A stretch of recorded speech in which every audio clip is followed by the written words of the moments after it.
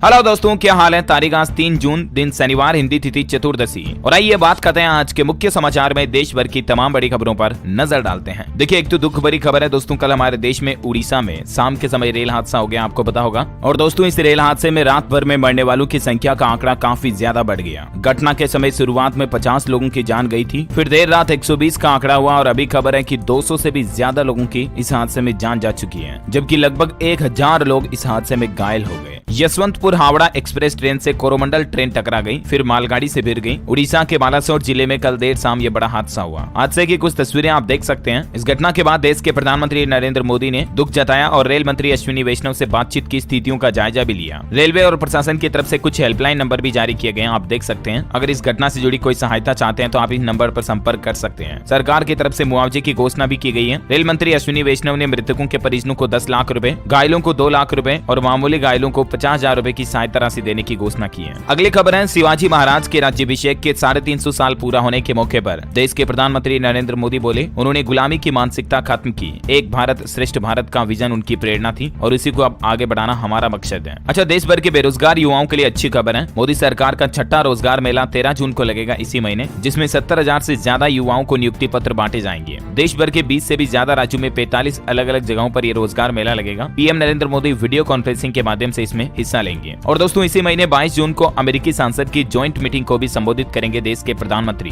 अब पीएम मोदी एक बार फिर से इस महीने विदेश दौरे पर जाएंगे। 21 जून से 24 जून तक वो संयुक्त राष्ट्र अमेरिका के दौरे पर रहेंगे। और देखिए, उनके इस प्लान पर यूएसबीआईसी का कहना है कि पीएम मोदी का अमेरिका दौरा बड़ा ऐतिहासिक होगा। पूरे विश्व की निगाहें इस दौरे पर रहेगी और फोरम ने कहा कि हमारे देश में भी उत्साह का माहौल है इसको लेकर। अच्छा, उत्तर प्रदेश के वाराणसी में पीएम मोदी अटल आवासीय विद्यालय का भी उद्घाटन करेंगे। मंत्री अनिल राजभर ने इसका निरीक्षण किया। वाराणसी के करसड़ा में 66.5 करोड़ की लागत से श्रमिकों के बच्चों के लिए ये स्पेशल अटल आवासीय विद्यालय बनाया गया, जिसका उद्घाटन पीएम मोदी करेंगे जल्द ही, है ना। और वहीं देखिए, पाकिस्तान 200 भारतीय मछुआरों और 3 आम कैदियों को रिहा करेगा। पाकिस्तान के विदेश मंत्री बिलावल भुट्टो की तरफ से ये बात की जानकारी दी गई। अच्छा, किसानों के नेता राकेश टिकैत ने केंद्र सरकार को अल्टीमेटम दिया पहलवानों के मामले को लेकर और कहा कि 9 जून तक अगर बृजभूषण को गिरफ्तार नहीं किया गया तो रेसलर्स फिर से दिल्ली जंतर मंतर पर बैठेंगे। खापों की तरफ से सरकार को अल्टीमेटम दिया गया। वह देखिए, अब तो 1983 की वर्ल्ड चैंपियन टीम भी पहलवानों के साथ आई। कपिल देव की कप्तानी वाली क्रिकेट टीम बोली, रेसलर्स के साथ हो रही बदतमीजी से हम व्यथित हैं। हालांकि खेल मंत्री अनुराग ठाकुर बोले कि पहलवानों के लिए हम खुद भी न्याय चाहते हैं, लेकिन कानूनी प्रक्रिया से। वैसे आपको बता दूं, पोक्सो एक्ट में महिला पहलवानों को सबूत देने की भी जरूरत नहीं है, उल्टा बृजभूषण को अपने आप को निर्दोष साबित करना होगा इस मामले से बचने के लिए, है ना। और मैं देखिए दोस्तों, कर्नाटक में जो नई कांग्रेस सरकार बनी, मुख्यमंत्री सिद्धारमैया कैबिनेट की बैठक में 5 वादों पर मुहर लगाई गई। 4 योजनाएं इसी महीने 11 जून से 15 अगस्त के बीच लागू हो जाएगी। 5वें के लिए आवेदन मंगाए गए हैं। और देखिए, कर्नाटक में 1 जुलाई से यानी अगले महीने से 200 यूनिट मुफ्त बिजली की गारंटी भी दी है सरकार ने। छात्रों के लिए भी बड़ी घोषणाएं की हैं। ग्रेजुएट्स को 2 साल तक 3,000 रुपए दिए जाएंगे हर महीने। डिप्लोमा होल्डर को भी 1500 रुपए हर महीने दिए जाएंगे। कर्नाटक सरकार का कहना है कि सभी छात्रों को